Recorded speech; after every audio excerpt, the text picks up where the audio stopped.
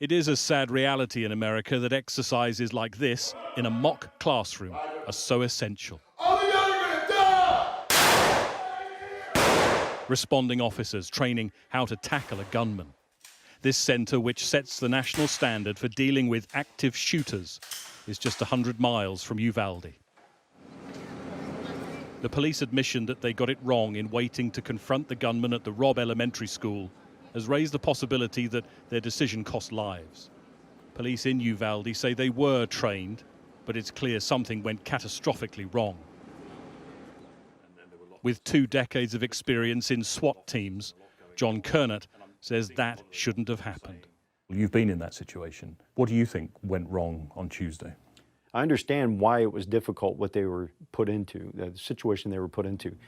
But I understand that we know enough about these incidents that we should be training for stuff like this. The plan A doesn't work. What's the plan B, C, D? We have to have these capabilities. It's required of us. Winston Churchill once said, "Sometimes doing your best isn't good enough. Sometimes you must do what is required." I sense as a country that this is a watershed moment for a lot of people.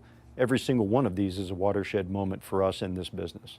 Every single one of these breaks our heart and chews up our soul just a little bit each time this happens. And we want to make sure that if we can't prevent them, we're darn sure going to respond to them to the best of our ability. Ultimately, it was Salvador Ramos who was responsible for what happened on Tuesday, but his actions have raised so many questions for America, the president among those who need to provide the answers. As I speak, those parents are literally preparing to bury their children. In the United States of America, to bury their children. There's too much violence, too much fear, too much grief. Let's be clear. Evil came to that elementary school classroom in Texas.